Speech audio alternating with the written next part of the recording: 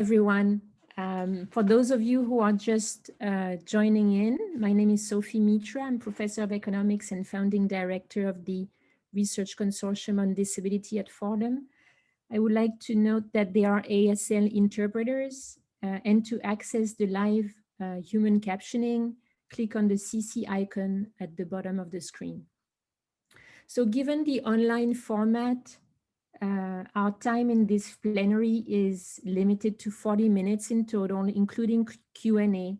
So I gave myself a limit of 2 minutes to introduce our distinguished speaker, Dr. Jody Heymann. So Dr. Heymann is the founding director of the World Policy Analysis Center at UCLA. In 2 minutes, I cannot do justice to her accomplishments. Instead, I would like to explain why Dr. Heymann is a role model to me and to many other scholars. So her research has produced considerable knowledge in global social policy, spanning various fields. For instance, she has conducted some of the original studies on the risk of HIV transmission via breast milk for infants in Africa, how labor conditions impact the health and welfare of families globally, and on disability and employment. With her team at the World Policy Analysis Center, she examines health and social policies and their outcomes in all 193 UN countries. In addition to these original studies, Dr. Heymann has been committed to translating research into policy and practice that improve individual and population health. So what I personally find extraordinary in Dr. Heymann's efforts to make is her efforts to make this knowledge available to the public, to advocates, and to policymakers by creating new tools and developing partnerships with various stakeholders. So the knowledge that she creates not only illuminates, it also empowers. So you will get a taste of that in this plenary. Please join me in welcoming Dr. Jody Heymann. Thank you so very much, Professor Mitra, and so extraordinary what you and your colleagues have done to organize this in these challenging times that we find ourselves in. So it's a true joy to be here with you, with everybody who's online right now with us, as well as those who join later asynchronously. I do want to say a special thanks to the interpreters and the captioners for all you are doing throughout this conference. I'm about to present work. What have we found? What's the state of the world? And I want to start by saying this really is the work of a whole team at the World Policy Center, which I direct.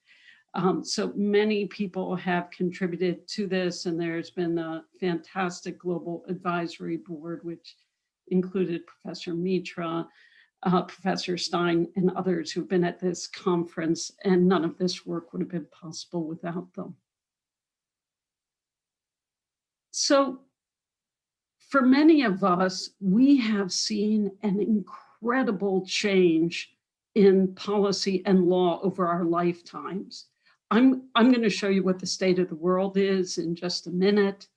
But I do want to recognize first the extraordinary progress that the disability rights movement has made in our lifetime. When my brother first went to school in the United States after having polio and was put to the back of the line because he walked slower by his teacher, there was no equal rights in school. When I was at work and told that asking for an 80-hour work week instead of a 120-hour because of epilepsy that was triggered by the sleep deprivation, I was told maybe I had to lose my job.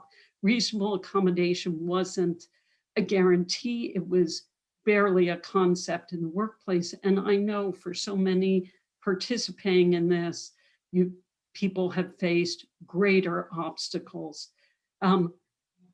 Many of those barriers have come down and we have to celebrate them, and many remain. And what I'm really going to talk about today is where are the successes, and how do we change what's left? So I hope that, let's go back here. I'm going to try to share a slideshow. Okay. So everybody, if somebody can just acknowledge if you're seeing the slides. Yes, we can see the slide. Fantastic. Fantastic. All right. So what did our center do? I think one of the things we need to do if we're really going to take the incredible momentum that is happening in individual countries and globally is make transparent where do discriminatory laws still exist and what needs to be changed and where are the successes we can learn from. So this picture is, this box here is actually at the UN in one of the human rights committees. It's a picture of how so often still, even in 2020, places rely on paper. But that is not a way that anybody on their phone, in their home, in their workplace can know what their rights are. And it's not a way we can organize and learn what works around the world. So what we've done together with colleagues around the world is to map it. And I'm going to share today maps in a few areas, maps around constitutional rights, maps around legal rights and policies that govern non-discrimination and full inclusion at school, and govern non-discrimination and reasonable accommodation at work. Those areas are not the whole world. Full participation in voting, full participation in civic life, in every facet of life, equality is essential. This is just the set of maps we've got so far. So how did we do this? We did this by reading hundreds of pieces of legislation. So we created an access database. We had a team, 2 people, read in the original language or an official translation over 700 laws, as well as 193 national constitutions, to code them and examine where are equal rights guaranteed partially, where are they guaranteed fully, what are the gaps.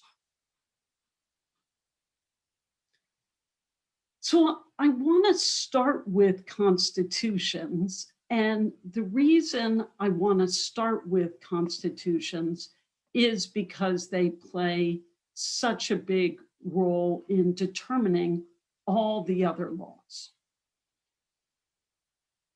When there are no constitutional equal rights, discriminatory laws can be passed by a new administration. Progressive laws that guarantee equal rights can be eliminated by a new government, by a change of parties. When constitutional rights are in place, they can be used to review every piece of legislation in a country to ensure that there is greater equality.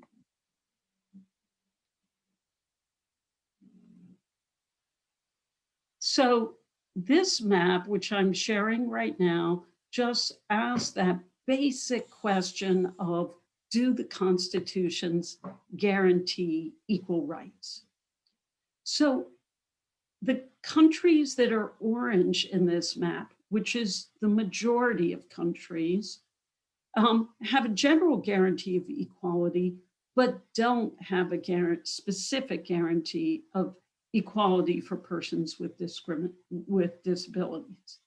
Only 52 countries have that specific guarantee. So that's only about 1/3 of the world. Now, to put that in context, the groups that have the best equal rights protections in constitutions are protected in 76% or more of constitutions. Race, ethnicity, equal rights protected in 3 out of 4 constitutions, religion, 4 out of 5, and sex or gender even more. But in total, disability is only protected in slightly more than 1 out of 4 constitutions. That's the piece about how far we still have to go for that fundamental equal right. But there is a really positive part of this story too, and that is about the change over time. So if you look at constitutions that have been passed in the past decade, over 70% do guarantee equal rights.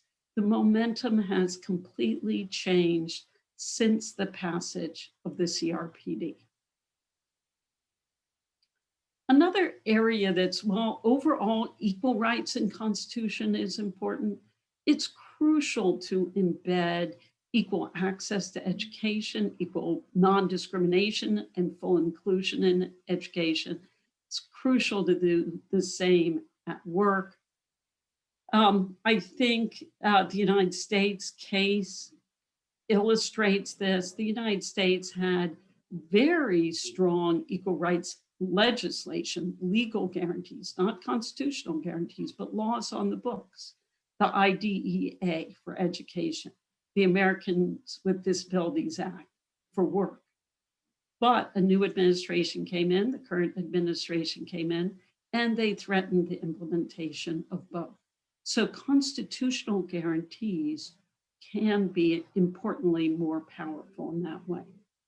But right now, just 37 countries guarantee the right to education specifically for children with disabilities. And in terms of the Constitution explicitly guaranteeing integration into public school systems, only 7 do. And I purposely use the word integration because that doesn't mean they guarantee inclusion, this full inclusion. It doesn't mean they guarantee additional supports. The number gets even smaller if you ask how many guarantee that schools will be physically accessible. It's just 4. And of course, kids have to get to school. And in terms of physically accessible transportation, only Ecuador, Fiji, and Kenya fully guarantee this in the language of their constitution. I will pause here and say I am talking about the language. There are additional countries that through court interpretation have these guarantees, but these are specific language. And we look at that because court cases have more or less strength in guaranteeing precedent in different countries, and in most places can be overturned more readily than language can be changed in constitutions. So what about the right to work? The right to work is a little better. So 43 countries explicitly guarantee the right to work for adults with disabilities. But when it comes to reasonable accommodation at work, fundamental to making work feasible, only 2 countries, the UK in its constitutional like documents that serve in the place of a constitution, and Fiji actually directly guarantee. Okay, so our law is better. So a lot of people ask us, okay, well, maybe all this is happening in laws. They don't have the same permanency as constitutions, but maybe it's possible in laws. So before I go to laws, I do want to pause here for a moment and just recognize what we all know, but I think it's important to say. Norms matter as well as laws. Norms influence their implementation. Norms influence how every human being is treated. They influence what we see. So we think laws have impact. They're incredibly important. They're not everything. This picture is a place to remind me of it. The beautiful girl in this photograph with her hearing aid. We love this photograph and want to put it on a cover of a book. It's in the public domain. All the girls learning. It's fantastic. Tells many stories. It was going to be on a book about equal rights. We got the cover back from the press, and the people at the university press had kept everything in the picture except her hearing aid. They had cut off her ear so that you couldn't tell that she used a hearing aid. This was not, I have to say, our first experience. It was our second with a university press removing pictures of people with disabilities on the cover. Those are things, example of things that are not legislated, but where we have to change visibility, social norms. The laws are a critical piece. They're not everything. So, but back to the laws, because they do form a basis of our rights, our ability to fight for equal treatment. This is in schools. So, is disability-based discrimination prohibited in primary education? The great news is that this map, which shows the majority of the world blue, is showing all of the countries where discrimination is broadly prohibited based on in education. And that's over half. It's 102 countries. Looks pretty much the same for secondary education, also broadly prohibited. And in fact, when you ask the question, do the laws say that children should have access to mainstream schools? Here too, the majority of the world does guarantee it. And they guarantee it legislatively through secondary school. The piece that does vary is whether it's truly full inclusion with the support services needed to ensure truly equal opportunity in education.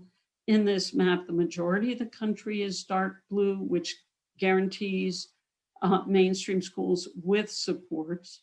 But there are a fair number of countries that still don't have any guarantees of supports.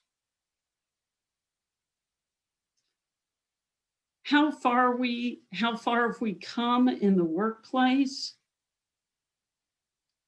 Well, in the workplace, 2/3 of countries, 121 countries, explicitly prohibit discrimination based on disability in hiring.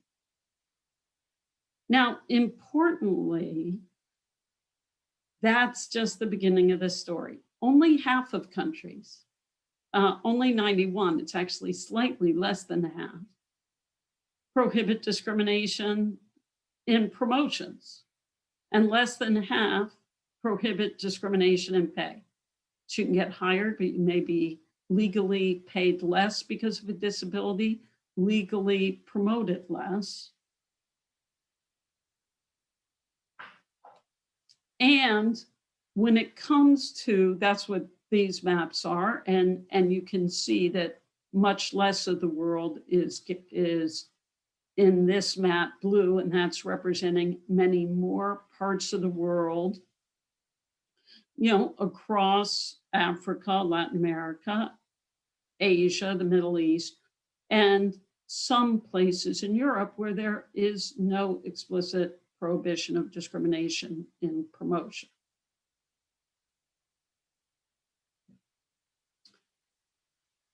So we see a similar picture in pay, but maybe a little worse, with some major countries in most regions allowing discrimination in pay.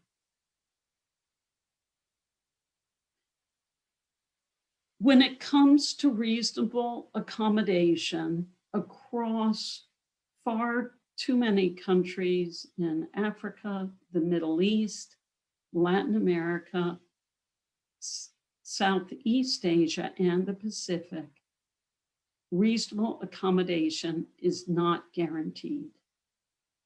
In the absence of it being guaranteed, then the meaning of non-discrimination is really greatly diminished.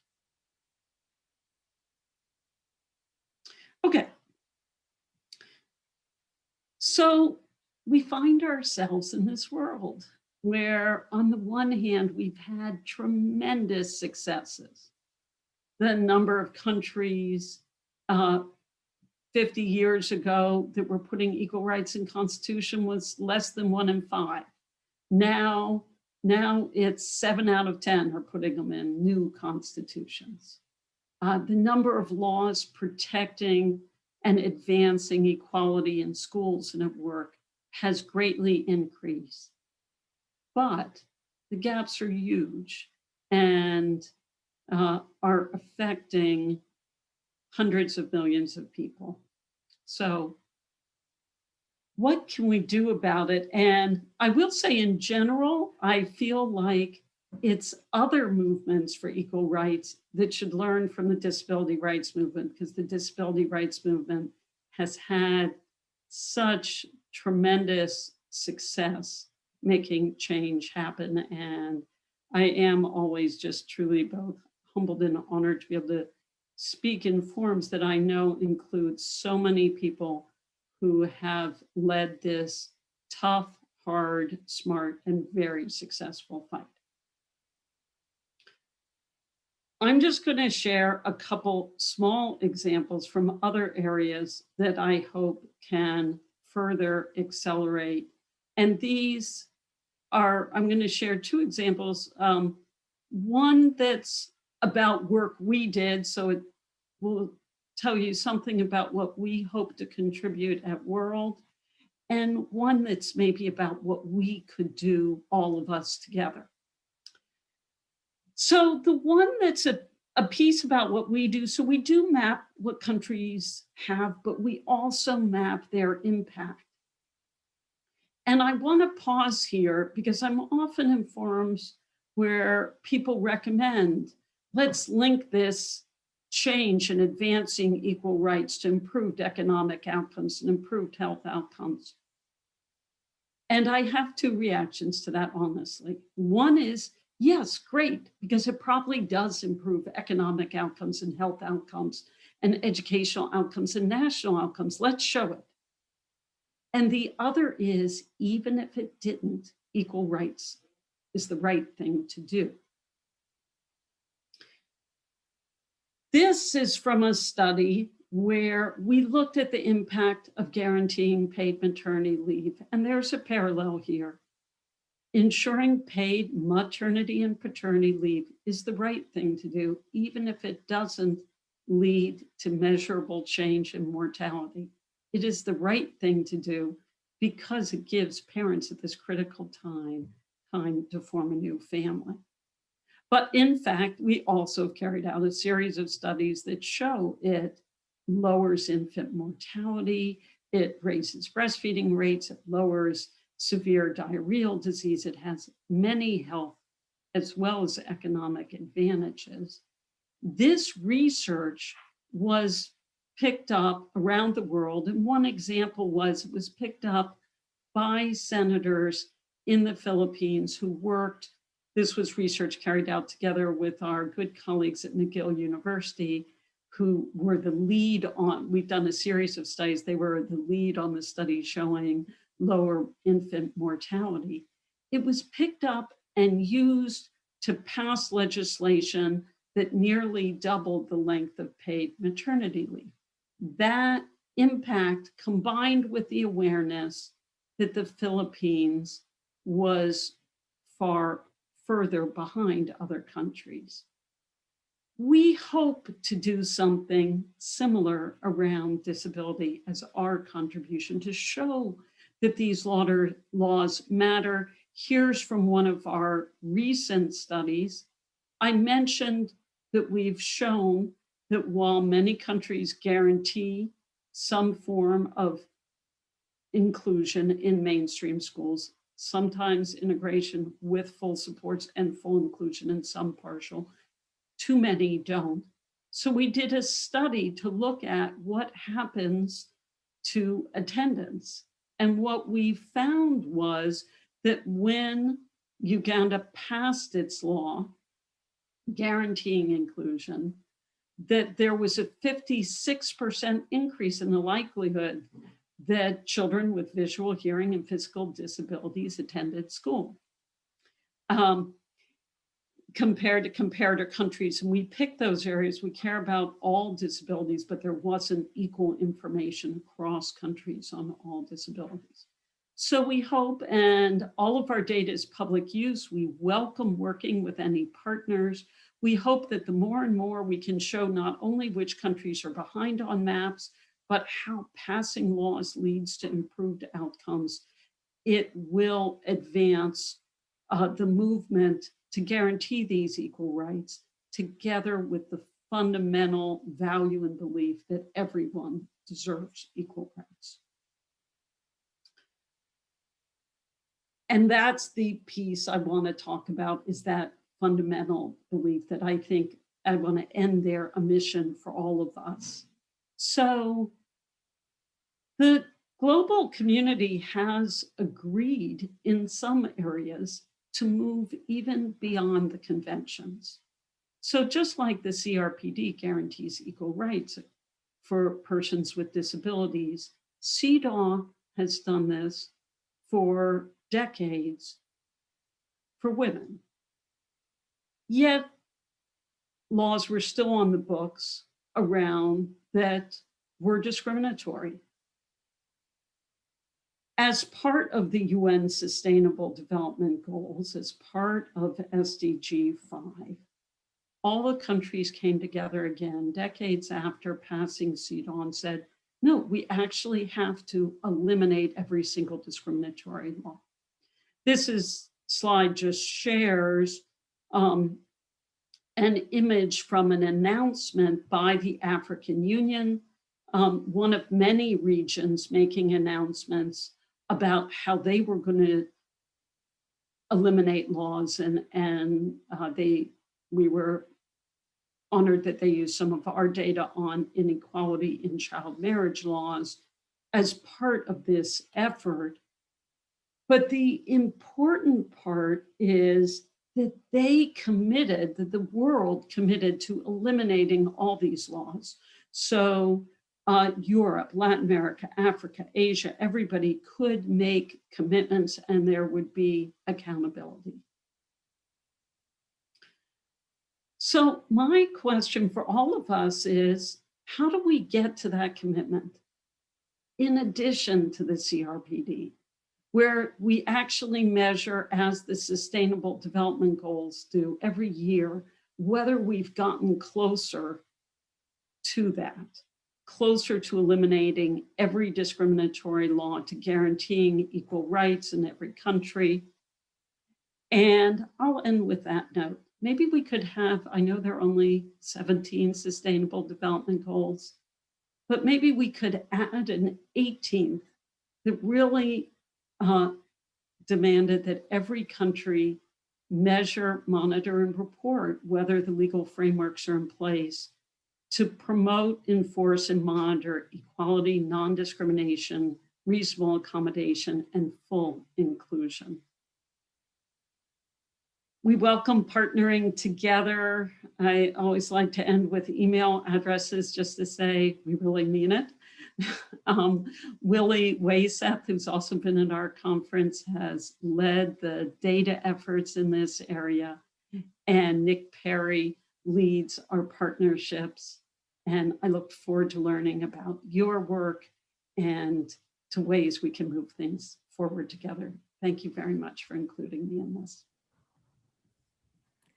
Thank you so much, Jody, for this wonderful talk. This is very inspiring, and I love how you end with a call for global campaigns, as well as a call for an additional SDG around discrimination.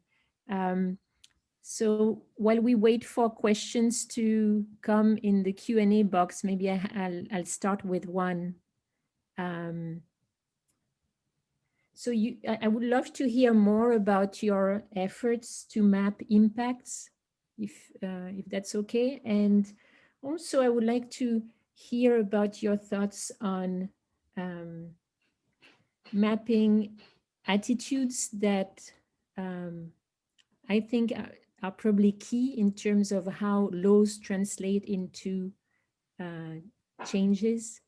Like I know of the work of, for instance, Liz Emmons in the United States, showing how after the ADA was adopted, the impact was not as expected because attitudinal barriers remained, especially among the courts, because a charity understanding or very medically oriented understanding of disability prevented the courts from embracing the objectives of the ADA. So I was wondering if you could speak to that, to these attitudinal barriers to implementing laws.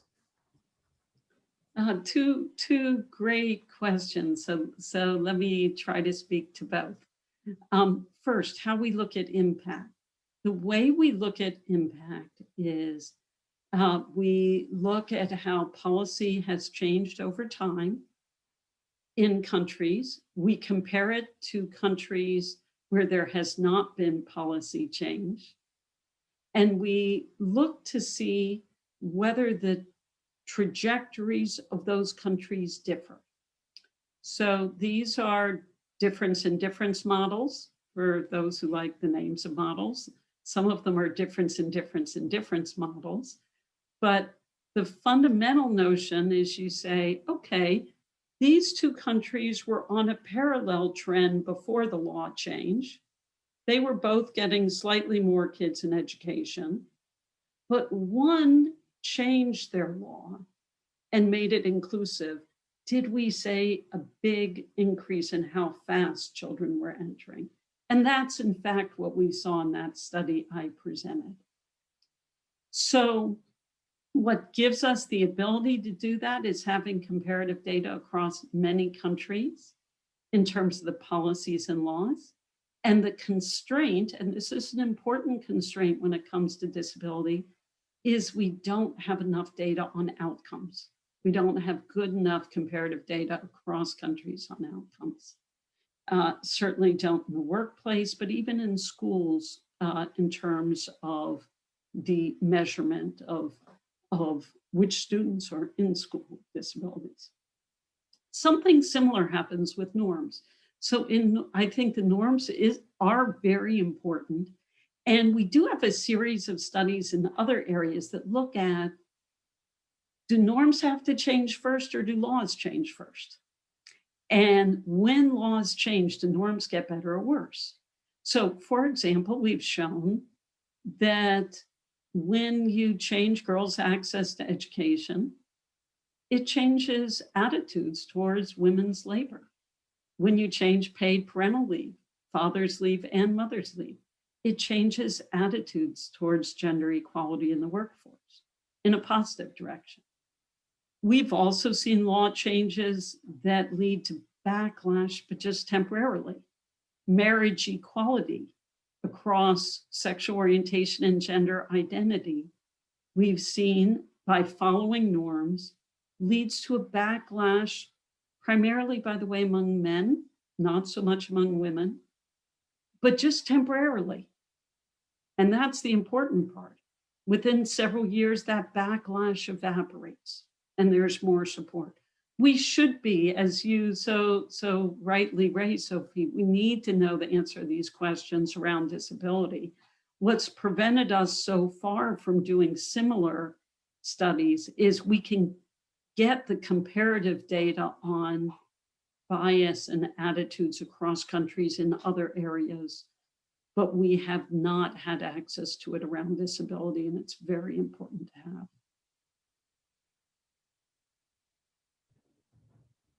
Thank you for that response.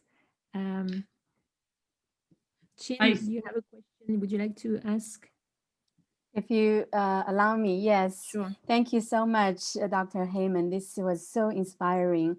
My question is about advocating in specific countries. I work mainly in China and about China and Chinese American immigrants. In China, there's a very powerful federation for people with disability, and they are a semi-governmental organization uh, playing an important role within the government and beyond the government. I wonder if you have experiences working with particular governments for advocacy, for shaping their laws and norms. Any advice would be much appreciated. Thank you. Sure. Well, what a fantastically important place to be working. So yes, I want to speak, I guess, both about what's the experience of our colleagues who are living in country, influencing their own country, and what's the experience of it as an outsider, whether an outsider with roots and connections or an outsider without roots and connections. So within country, obviously the factors that affect advocacy absolutely vary across countries. Our sense is that in most countries, comparative data, in many countries, I don't want to say most, but in many, we have both seen and heard from advocates on the ground that comparative data helps. What changes is who the comparators are.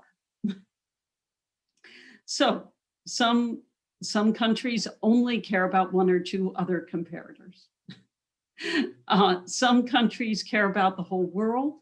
Some countries just care about their region. Partly, we create the global data so that civil society and policymakers can find the comparators that are most meaningful to them. The second thing is impact data does help.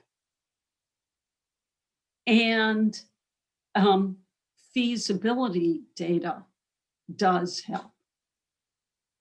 So I'll give one example related to China specifically, and then I'll talk about the role of the outsider. Well, let me say something about outsider first, and then I think the importance of an outsider, whether with close connections to a country or not, is just being very respectful, as I'm sure you are, but we always work to be, of when it's helpful. And I think what we have heard from colleagues is just a variety of circumstances of when it can be very helpful to have outside voices and when not. And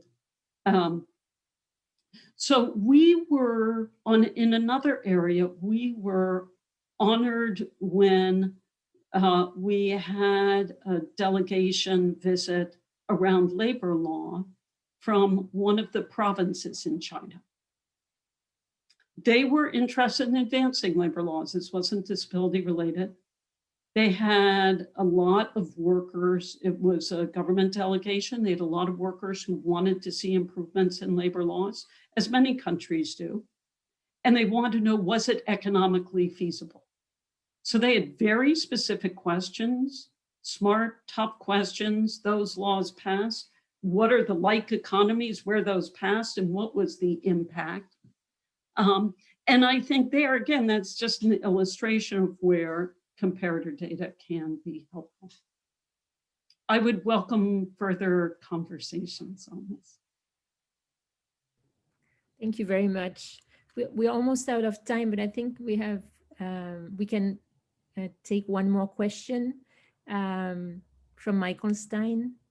So Jody, how do we precipitate attitude changes so that the gap between law and reality narrows? And how do we motivate non-disabled civil society to cooperate with DPOs? Wow, great, great questions, and I want to hear your answers, Michael. So I think, well, these are such big questions that I can't do justice to, and I would truly like to hear Michael's answers and others' answers. I'll just say two short pieces. One, why did I bother to mention the image on the cover of a book or speak about that? I do think we have to change the presence in public spaces. I think that we have to change, many people are doing amazing work on visibility, but we should be doing it everywhere in our daily lives.